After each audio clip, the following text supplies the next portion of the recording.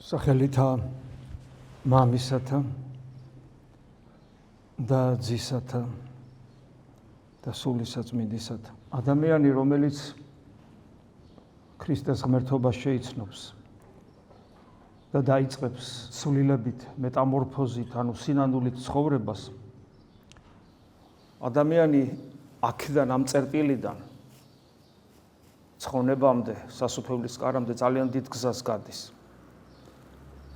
ეს დიდი გზა ხიფათით არის ახსოვსე. ჯერ ერთი იმიტომ, რომ სულიერი ცხოვრების გამოცდილება ბუნებრივი არ აქვს ადამიანს, ეს არის დიდი გზა ცხოვრებისა, რომელიც უმთავრესი საქმეა ჩვენი ამ სოფლად ყოფნის დროს, ამისთვის ვიბადებით. გარდა ამისა, ადამიანი ხშირად აღმოჩნდება ისეთ გარემოში, სადაც ტრადიციები მინავლებული ან საერთოდ აღარ არის. და მესამე ის, რომ არსებობს დაცემული ანგელოზი, რომლის ერთადერთი მიზანია, რომ თითოეულ ადამიანს ამ საქმეში, თავარ საქმეში, რისთვისაც თითოეული ჩვენგანი იბადება, ხელი შეუშალოს. ხელს იგი როგორც წესი ნაკლებად უშლის, ისე და იმგვარად, რომ პირდაპირ გამოავლინოს თავი და თქვას, რომ მე ვარ ეშმაკი და შენ ხელი უნდა შეგიშალოს ხონებაში. ის თითქმის ამას არასოდეს აკეთებს, არც არასოდეს აკეთებს, სანამ ბოლომდე არ დაიპყრობს ადამიანს, როცა ადამიანი უკვე გააზრებულად ხდება ეშმაკის სახური, არამედ იგი ცდუნებით მოქმედებს, როცა ადამიანი მტკიცედ დგება სულიერი ცხოვრების გზაზე და იმგვარად მტკიცია მისი გადაწყვეტილება, რომ იგი აღარ უარყოფს ქრისტეს, მას აღარ ებრძვის იმ კუთხით, რომ ქრისტე უარყოს, არამედ იგი მას აცდუნებს იმგვარად, რომ ადამიანი ხიბლში ვარდება და გონია, რომ ქრისტეს ერდგულებს და სინამდვილეში საკუთარ ეგოიზმს იკმაყოფილებს, საკუთარ პატიმოყვარეობას და ქმნის რაღაც საკუთარ სამოთხეს, რომელიც სინამდვილეში ჯოჯოხეთია და ადამიანი ამას ვერ გძნობს. თუმცა ის გარეშე თვალთათვის ხშირად დასანახავი ხდება. მოკლედ ადამიანს ძალიან დიდი გზა აქვს გასავლელი და გარეგანი ღვთისმსახურება, როგორც ხშირად ვამბობთ, რომელიც აუცილებელია, როგორ შეიძლება ხა გარეგანი მსახურება არ იყოს მნიშვნელოვანი და აუცილებელი. მაშინ, როდესაც ჩვენ გარეგანიც ვართ, შინაგანიც ვართ და გარეგანიც ვართ, სულიც გვაქვს და ხორციც, დასაცმელიც კი გვაცვია, გარეგანი იმდენად აუცილებელია, მნიშვნელოვანია გარეგანი. მაგრამ გვახსოვდეს, უნდა ყოველთვის ეს გარეგანი შექმნილია შინაგანი მდგომარეობით. როდესაც ღმერთი ადამიანად მოვიდა და ახალი აღთქმის ეკლესია დაარსა, აი რა გარეგანი იყო მაშინ, ზიარებაც კი როგორ ხდებოდა.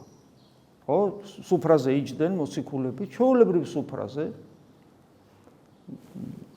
საკვებს იღებდნენ, სასდელს და ბოლოს საკვების და სასდელის მიღების ბოლოს იღებდნენ პურს და იღებდნენ ღვინოს, იმ მადლმოსილებით, რომელიც მათ ჰქონდათ ღმერთისგან მიცემული, იმიტომ ეს უკვე ეკლესია იყო სულთმოფენობის მერე, ამ მადლმოსილებით, იმ წესით და იმ კანონით, როგორც ქრისტემ ასწავლა, აკურთხებდნენ ამ პურსა და ღვინოს და იღებდნენ სასდელის მერე.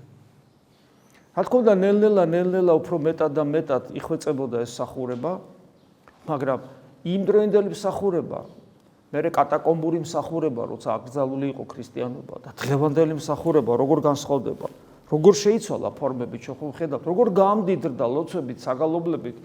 თითოეული ამ ლოცვის და საგალობლის უკან ხო უზარმაზარი გამოცდილება დგას, გამოცდილება ღმერთთან ურთიერთობისა. ეს ხო ხელოვნურად არც ერთი ლოცვა, არც ერთი საგალობელი არ ემატებოდა, ხელოვნურად არც ერთი ფორმა არ ეწეპებოდა. ხელოვნურად არ იძერწებოდა. არამედ თვით ტაძრის ფორმებიც კი ახლა ამის დრო არ არის, რომ ჩაუმავდეთ, ტაძრის ფორმებიც ყველაფერი იყო შინაგანი მდგომარეობის, სულიერი ცხოვრების გარეგანი გამოვლინებები. მაგრამ როცა ადამიანი ეკლესიაში მოდის და ამ გარეგანს დაინახავს, რა თქმა უნდა, როცა ხედავს ეშმაკი, რომ მას ვერ გააგდებს, მაშინ ეშმაკი ცდილობს, რომ ამ ადამიანში ჩანერგოს გარეგანის უპირატესობა, გარეგანის განსაკუთრებულობა, ოღონდ ისე, რომ შინაგანი ვეღარ დაინახოს. და გახსოვთ, დღეს სახარებაში აღმოვიკითხეთ, როგორ გვაფრთხილებს უფალი ერიდეთ ფარისეველთა და სადუკეველთა მოძღვრებას, ანუ ცომს ერიდეთ. სადუკეველთა და ფარისეველთა მოძღვრება საშნელი მოძღვრება არის. სადუკეველთა მოძღვრება ეს არის რელიგიური ცხოვრება, რომელიც არ არის ორიენტირებული მარადილ სიცოცხლეზე და ნუ გაგვიკვირდება ჩვენ თუ ამგვარი რამე გვჭირს და გვჭირს, როდესაც ჩვენი ლოცვების, ჩვენი ლოცვითი ამოხრების გულკივნეულად ღვთის წინაშე რაღაცას იტყვის, ძალიან ხშირად აი ასეთი მართლა გულისმიერი სავედრებელი სურვილების, ტკივილების, იმედების მიზანი, მოტივაცია არის მიწიერი საკითხები, მიწიერი პრობლემები, ჯანმრთელობა, კარიერა, დაქორწინება, რა ვიცი, რაღაცა სამართლიანობა, ხო? და ასე შემდეგ. ეს რას ნიშნავს? კი არ გვეგრძალება, მაგრამ თუ ეს დომინანტია, სადუკებელი ხარ, რომლისათვისაც მთელი რელიგიური ცხოვრების აქცენტი ამ ქვეყნიური კეთილმოწყობა იყო. ცოდვას თავი დავანებოთ, კარგი რაღაცების გაკეთება მოწყობა. მათ შორის სამშობლო და რა ვიცი. რა არის ფარისევლობა? ფარისევლობა სამს მარადიული სიცოცხლის, მაგრამ ფიქრობს, რომ გარეგანის ჯულით აღსრულებით მიიტაცებს და იმკვიდრებს სასუფეველს. ხო და ღმერთს ერთისგანაც დაგვიფაროს და მეორეს და უფალიც გვართხილებს. ეს იმდენად როგორ გითხრათ, იმდენად საშიში მოცემულობა სულიერი ცხოვრებისთვის, იმდენად ძნელია ამ ყოველივესგან გათავისუფლება, იმდენად შეპარული აქვს ეს ადამიანებს, ქრისტიანებს, რომ უბრალოდ ხანდახან გული გისკდება რა. იმიტომ რომ აქ დიდი სიბრძნეა საჭირო. შეიძლება ერთხელაც თქვა შინაგანად ეშმაკმა ეს დაინახოს, დაიჭიროს შენი ეს გარეგანისადმი, ფარისევლობისადმი შიში დაიჭიროს ეშმაკმა შენში და ჩაგინერგოს, ჩაგაწვეთოს გარეგანის უარყოფა, გარეგანის უგულოებელს ყოფა, გარეგანის ესე იგი დატოვება და მარტო სულიერებისკენ გადაგიყვანოს და ესეც კატასტროფა იქნება. აი როგორი სიბრძნე ჭირდება ადამიანს, რომ აი ნემსის ყუნჩი უნდა გაზრდეს შეიძლება ასე. აი დღეს ამ კონტექსტში ზუსტად მინდა 60 ქულა მოგიკითხოთ, რაც დღეს იქნა წაკითხული, ეს არის პირველი კორინთელთა მე-10 თავი, პავლე მოციქულის. ამ საკითხებზე საუბრობს, ოღონ მაგალითად მოყავს ძველი აღთქმის ადამიანები. ნახეთ რას ამბობს. ყველამ მოსეს მიერ იღო ნათელი ღრუბელსა და ზღვაში. ხო, ვისაც ძველი აღთქმა წაკითხული აქვს, იცით ხო, რომ ესე იგი ღრუბელი რო წინ მიუძღვებოდა ზღვაში რო გაიყვანა, ეს ყველაფერი ფაქტობრივი სინამდვილეა, მაგრამ ამავე დროს ძველი აღთქმის ყველა ადგილი უნდა განხილულ იქნას ასევე სიმბოლურად და სულიერად, რომ ის ახალი აღთქმის კონტექსტში დაინახო. თუ ძველი აღთქმა არ დაინახე ახალი აღთქმის კონტექსტში, ძველი აღთქმა შენთვის უსარგებლო წიგნად იქცა. ღრუბელი და ზღვაში და ნათელი იყო, ანუ პავლე მოციქული გვეუბნება, რომ თელიერი მოინათლა, ანუ ნათლობის სიმბოლო იყო ზღვაში გასვლა და ესე იგი ღრუბელი რო წინ უძღოდა. მოსეს ყველამ ხას უსვავს, ყველამ იღო ნათელი მოსეს მიერ. ყველანი ერთსა და იმავე სულიერ საჭმელს ჭამდნენ, გახსოვთ რას ჭამდნენ, ხო მანანას. სიციდან რო ეძლეოდა. ყველანი ერთსა და იმავე სულიერ სასმელს სვავდნენ, რადგან სვამდნენ სულიერი კლდიდან, თან რომ იყვებოდა მათ, ხოლო ეს კლდა იყო ქრისტეს, სასწauლებრივად კლდიდა, რომ წყალი გადმოდიოდა სრულ უდაბნოში და კლდა ქრისტეს სიმბოლოა. ანუ ამ შემთხვევაში მანანაც და ეს სასწauლებრივად მოცემული წყალი, რომელიც ყოველთვის იყო მათთან, ეს უკვე რა თქმა უნდა, როგორც ზიარების სიმბოლოები, ზღვაში გასვლა და ღრუბელი ნათლისღების სიმბოლო. ანუ ფაქტობრივად მთელი ერი გარეგნულ ღვთისმსახურებაში, საიდუმლოებრივ ღვთისმსახურებაში იყო ჩართული. ხა პავლე მოციქული ამაზე რატო საუბრობს? კორინთელებთან რატო საუბრობს? ისტორიის გაკვეთილებს ხო არ უტარებს? ამას საუბრობს იმიტომ, რომ თანამედროვე ადამიანების რაღაცა უნდა უთხრას. მაგრამ მე აგრძელებს, მიუხედავად იმისა, რომ აი ეს გარეგან ღვთისმსახურებაში სრულად იყვნენ ჩართულები, მე აგრძელებს პავლე მოციქული. თუმცა მათი უმრავლესობა როდი ესათნოვა ღმერთს და ამის დასტურად რომ არ ესათნოვა ღმერთს, რადგან ისინი უდაბნოში დაეცნენ. რამდენიმე ადამიანის გარდა ყველა უდაბნოში მოკვდა. ანუ და შესაძლებელი იყო აღთქმულ ქვეყანაში შესვლა, რა თქმა უნდა შესაძლებელი იყო. ძალიან პატარა მანძილი იყო გასავლი. 40 წელი ხაბათ ხო რუკა არ ქონა და მოსე ღვთის ბრძანებით დადიოდა, სადაც ღმერთი მიანიშნებდა და დადიოდნენ მათთვის ეს დაუსრულებელი სიარული იყო, თუმცა იქვე იყო, გადასვლა შესაძლებელი იყო. აი ხშირად ესია ჩვენი ერისთვის, ჩვენი საქართველოსთვის, თითოეული ადამიანისათვის, ცხონების გზარი ერთ ნაბიჯზე რა. ერთი ნაბიჯი უნდა გადადგა და ყველაფერი დაგილაგდება სულიერ ცხოვრებაში. ერთი ნაბიჯი უნდა გადადგა ჩვენმა ერმა და ყველაფერი დაულაგდება. მათ შორის პოლიტიკურათაც. აი ამ ერთ ნაბიჯს ვერ დგავენ და დადიან წრეზე, დადიან. და დადიან იმისთვის რომ მიხვდნენ, მაგრამ შესაძლებელია რომ ვერ მიხვდნენ. დიახ, აი ესენი ვერ მიხვდნენ და ყველა დაიხოცა. ერთერთი ვერ შევიდა აღთქმულ ქვეყანაში. ესეც სიმბოლოა, ხო? აქ მარტო ხორციელ გარდაცვალებაზე ხომ არ არის საქმე. ერთი ნაბიჯია, ერთი ცხონებამდე. რა ღმერთი კი არ გვირთულებს. ჩვენ არ შეგვიძლია ეს გავაკეთოთ. არ შეგვიძლია, ამის უნარი არ აქვს. და რომც ეს ნაბიჯი გადაგვადგმეინოს, უკან გამოვიქცევით, არ გვინდა ჩვენ ეს. და ამათაც არ უნდათ. რატო ვერ შევიდნენ? კიდევ ვამბობ, ღმერთი კი არ სჯიდა მათ. არ უნდათ მათ ეს. სხვა რამე უნდათ მათ. მოსეს რო გამოყვნენ და დაინახეს ეს საღვთო ძალმოსილება, მათ უხაროდათ, მაგრამ სხვა რამის გამო უხაროდათ. და არა იმის გამო, რასაც აღთქმული ქვეყანა ქვია. ჩვენც ხშირად ესე ვართ. სულიერი ცხოვრება გვიხარია, მაგრამ არა იმიტომ, რისთვისაც ის მოგვეცა, არამედ სხვა რამისთვის. და პავლე მოციქული აგზელებს, ხოლო ეს ჩვენთვის ნიმუში იყო. მაგალითი, რომ მათსავით არ დავხარბდეთ ბოროტს. აი, სად არის პასუხი? ბოროტს იყვნენ დახარბებულები. რა არის ეს ბოროტი? ღვთისნების საწინააღმდეგო სურვილები. ადამიანს ყოველთვის რაღაცა უნდა. არ არსებობს ადამიანს რაღაცა არ უნდადეს. სულ უნდა. სულ, აი 24 საათი ადამიანს რაღაცა ხელსაწყო იყოს, რომელიც განსაზღვრავდა ადამიანს, უნდა თუ არ უნდა, ის ხელსაწყო აჩვენებდა, რომ 24 საათი სულ უნდა ადამიანს. ხანდრა, ესე უწყვეტად. და რამდენად არის თანხმდრაში ჩვენი ეს მინდა ღვთისნებასთან. და როცა არ არის თანხმდრაში ღვთისნებასთან, მაშინ ესე იგი ჩვენი მდგომარეობა არის ბოროტული მდგომარეობა. დახარბებულია ადამიანი ბოროტებას. იმდანაც დახარბებულია, როგორც პავლე მოციქული ერთ ადგილას ამბობს, ესე იგი ცოდვისკენ მიდრეკილება აქვს ადამიანს აი გონება მიხდილი, ანუ გონებას აზროვნებას კარგავს, ისე უნდა ვნებას დაეწაფოს, ცოდვას დაეწაფოს, ღვთის საწინააღმდეგო მოქმედებაში ჩავარდეს, გონება მიხდილი, ანუ ცნობა წართმეული, გონება დაკარგული. ამიტომ წერია დავხარბდეთ ბოროტს. და მე ჩამოთვლის ნურს კერპთ სახურნი იქნებით ზოგიერთი მათგანის მსგავსად. და რა საინტერესოა, ეხლა აქ წესით პავლე მოციქული საოცარია რა, ღვთისკაცი რო. აი ხელ აქ უნდა დაეწერა ესე. ეხლა პავლე მოციქული წერს, ხო? და უნდა დაეწერა ესე. ნურს კერპთ სახურნი იქნებით ზოგიერთი მათგანის მსგავსად, როგორც წერია, რომ ოქროს ხბო ჩამოასხეს, როცა მოსე ქორების თაზე ავიდა მცნებების მისაღებად, ოქროს ხბო ჩამოასხეს და მის გარშემო გამართეს ეს დროსტარება და ასე შემდეგ. არ ამბობს ამას. არა და ეს არის ლოგიკური. ნახეთ რას ამბობს. ნურს კერპსახური იქნებით ზოგიერთი მათგანის მსგავსად, როგორც წერია და დასხდა ხალხი სასმელ საჭმელად და წამოდგა სათამაშოდ. ნუ საცეკვაო და ხბო რატო არ დაწერა? და თავარი ეგ არისო? იმიტომ არ დაწერა ხბო, რომ მე რო წავიკითხავდი ამ ხბოს, მე ვიტყოდი რომ ოქროს კერპის, ანუ აი მე ხო კერპებს თაყვანს არ ავცემ.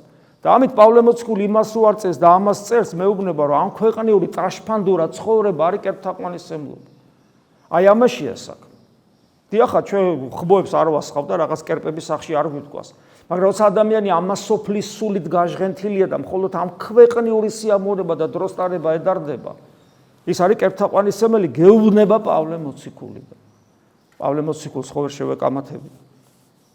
შეგვიძლია, მაგრამ ჩემ თავსაც არ ურჩევ პირველ რიგში.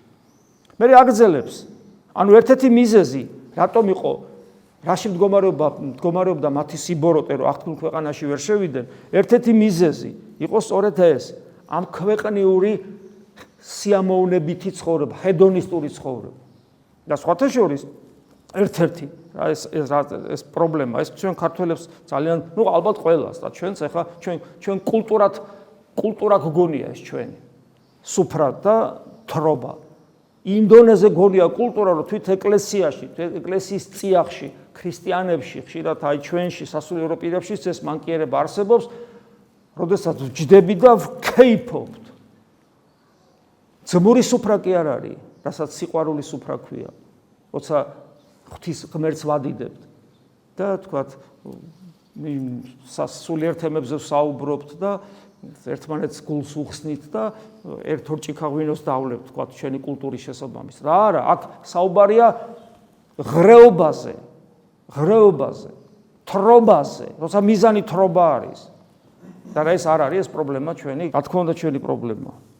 და ეს სასიკვდილო ცოდვაა, მინდა გითხრათ, მე მთვრალეთა სასუფეველი ვერ დაიმკვიდრონ, ამასაც პავლე მოციქული გვეუბნება.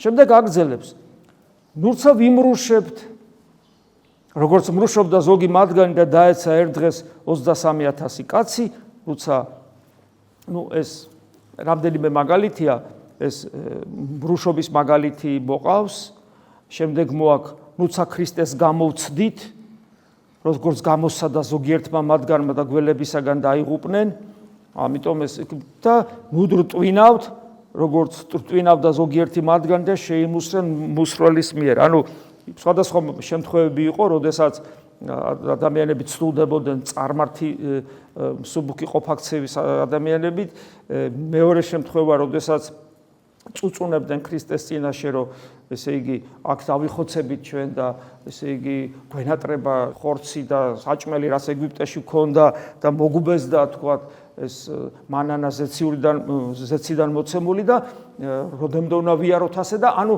ქონდა რტვინვა, სულ ესე იგი საჭმელს ითხოვდნენ, რომ მიუხედავად იმისა, რომ საჭმელი ქონდათ და ზნეობრივადაც გაუწონასწორებლები იყვნენ.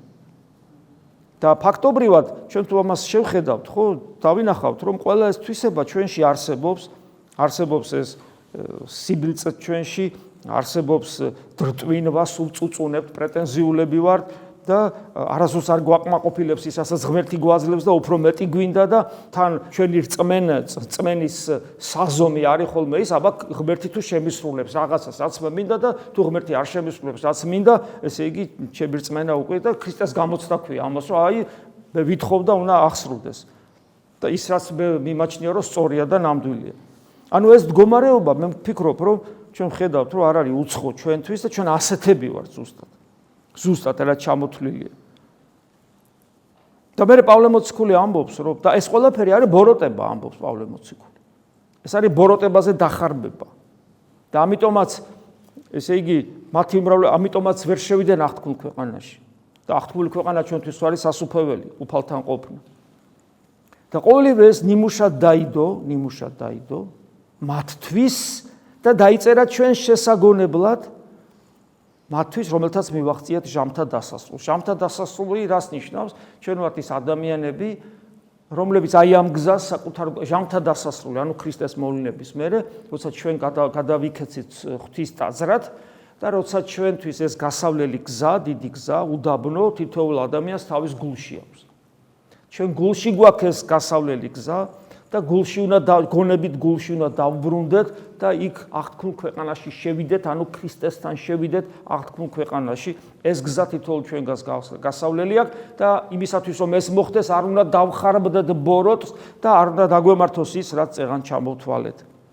ამრიგად, ვისაც გონია რომ დგას, ფრთხილად იყოს პავლე მოციქული გვეუბნება, რომ არ დაეცეს. იმიტომ რომ ეშმაკი ძალიან მზაკრულად იბრძვის.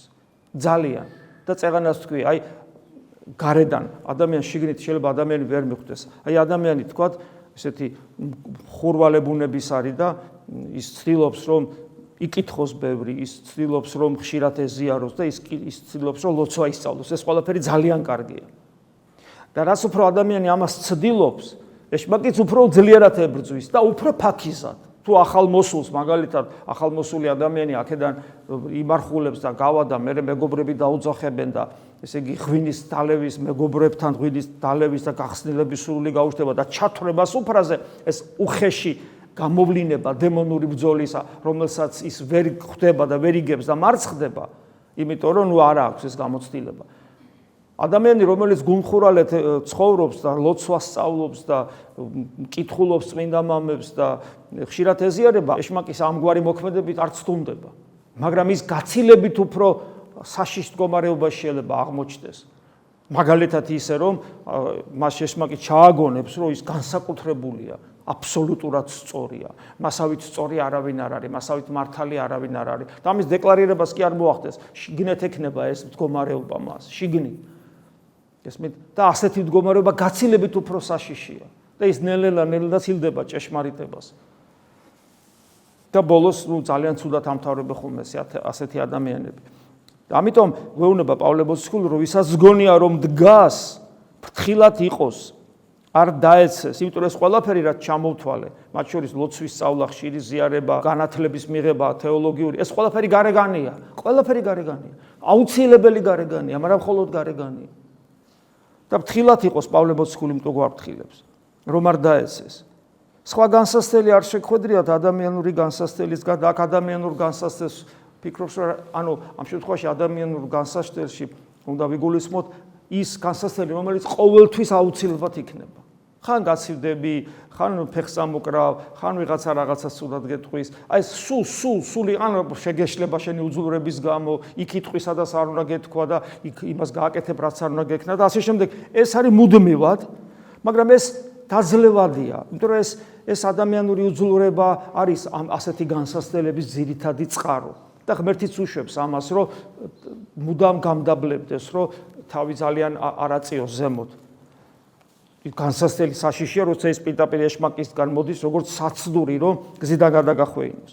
მაგრამ სარწმუნოა ღმერთი, რომ არ შეგამთხოვთ იმას, რისი ატანაც თქვენ ზალღონეს აღემატება. გვამშვიდებს, რომ განსასწრელები როგორ არ იქნება, ეშმაკის ბრძოლაც იქნება, მაგრამ იმაზე მეტი ტვირთი არ დაგვედება, ვიდრე ჩვენ არ შეგვიძლია ვზიდოთ.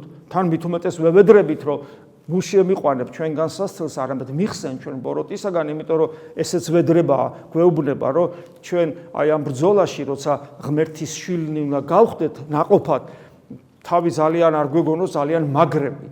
და არ გვეგონოს, რომ ეშმაკს როცა გვინდა იმით დავამარცხებთ, იმიტომ რომ ღმერთის შვილები ვართ და სასუფელს ვეძიებთ და ღვთისნებას ვცდილობთ, ღვთისნების აღსრულებას და პურს არსობისას, ანუ ზიარებას ვიღებთ, არ გვეგონოს, რომ ამიტომ ეშმაკი პრობლემა არ არის. აქაც გვამდაბლებს უფალი და გვეუბნება, რომ კი ეს ყველაფერი კარგია რომ ვაკეთებთ, მაგრამ ის ძალიან ძლიერია და მაცდურია ეშმაკი და ამიტომ ითხოვე ესეც მე მთხოვე ესეც, რომ იმ განსასწრელში არ შეხვიდე, რომელსაც უშუალოდ ეშმაკი გაწვდის, რათა გაცდუნოს და გზიდან გადაგიყვანოს. და აი პავლე მოციქული გვაიმედებს, რომ ისეთი განსასწრელი არ დაგვედება, რისი ატანა ჩვენ არ შეგვიძლია, არამედ განსასწრელში გამოსავლასაც გაპოვნინებთ თავად უფალი, რათა შეიძლოთ ატანა. ანუ გვაპოვნინებს და ადამიანი ხვდება, რომ ღმერთმა გამოიყვანა, ღმერთმა მიანიშნა, ღმერთმა უშველა და თავდაბლობასთან ერთად წმენაც ემატება და მადლიერებაც, იმიტომ რომ ღმერთის ხელს ხედავს თავის ცხოვრებაში.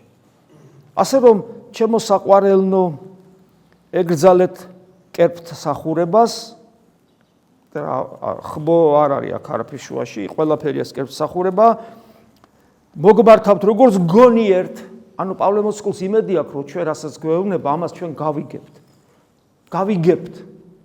ამას ხას უსვავ ეხა, იმიტომ რომ ჩვენ ხო ვიცით, რომ წლებია ვკითხულობ წმინდა წერილს, წმინდა მამებს და ჩვენ ცხოვრებას რაღაც მაინდა-მაინც არ ეთყობა და ეს რას ნიშნავს? მხოლოდ იმას, რომ ვერ ვიგებთ, მაგრამ პავლე მოციქულს იმედი აქვს, რომ გავიგებთ. ამიტომ კიდევ ერთხელ გვეუბნება, რომ მოგმართავთ როგორც გონიერთ და მე აგზელებს. თავად განსაჯეთ, რასაც ვამბობ. ანუ პავლე მოციქული გვეუბნება და მე მეუბნება, იფიქრე თეოდორე, როგორც გონიერმა არსება. განსაჯე მე რას გეუბნები. ანუ ეს ნიშნავს იმას, რომ უბრალოდ შუშის თვალებით რომ წავიკითხო, ეს საკმარისი არ არის, უნდა განსაჯო ჩემში, ჩემს გულში, როგორც გონიერმა არსება და ჩემი თავისუფალი არჩევანი გავაკეთო. ამ სიტყვებითაც როგორ ღირსებულად გვექცევა პავლე მოციქული და როგორ გვანიჭებს თავისუფლებას, არ გვართმევს უпроსორად თავისუფლებას და გვახსენებს, რომ გონიერნი ვართ და ჩვენ თვით მოციქულთა თავის სიტყვაც კი ჩვენში რომ მივიღოთ, უნდა განსაჯოთ ჩვენში და როგორც თავისუფალმა არსებებმა იგი მივიღოთ და გავითავისოთ.